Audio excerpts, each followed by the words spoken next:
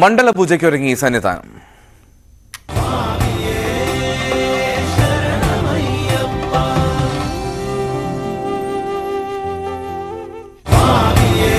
ശബരീശ ദർശനം നിങ്ങൾക്കായി സമർപ്പിക്കുന്നത് വ്രതശുദ്ധിയുടെയും നന്മയുടെയും നാളുകൾ പരിശുദ്ധമാക്കാം മിൽമയ്ക്കൊപ്പം.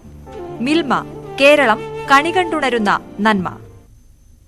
മകരവിളക്ക് മഹോത്സവത്തിനായി ശബരിമല നട ഇന്ന് തുറക്കും. വൈകിട്ട് 5 മണിക്ക് തന്ത്രി കണ്ഠരര് മഹേഷ് മോഹനരുടെ മുഖ്യ കാർമ്മികത്വത്തിൽ മേൽശാന്തി PN മഹേഷ് നമ്പൂതിരി നട തുറക്കും. മേൽശാന്തി ആഴിയിൽ അഗ്നി പകർന്ന ശേഷം തീർത്ഥാടകർക്ക് 18ാം പടി ചവിട്ടി ദർശനം അനുവദിക്കും. ജനുവരി 15-നാണ് മകരവിളക്ക്. KSRTCയുടെ പമ്പ സ്പെഷ്യൽ സർവീസുകൾ തുടങ്ങി മണ്ഡലപൂജകൾക്ക് ശേഷം ബുധനാഴ്ചയാണ് നട അടച്ചത്. പൂജകളൊന്നുമില്ല. നട തുറന്ന് രാത്രി നടയടച്ച് പതിവ് പൂജകൾ മാത്രം. ഉഷപൂജ, ഉച്ചപൂജ, അത്താഴപൂജ, പിന്നെ വഴിപാടായിട്ട് കളഭാഭിഷേകം ഉണ്ടാവും. അത് ആ ഒരു ക്രമത്തിൽ തന്നെ ജനുവരി 12-ാം തീയതി വരെ പോകും. പിന്നെ 13-ാം തീയതി മുതലാണ് ഈ ഉത്സവത്തിനോടനുബന്ധിച്ചുള്ള ശുദ്ധിക്രിയകളൊക്കെ ആരംഭിക്കുന്നത്.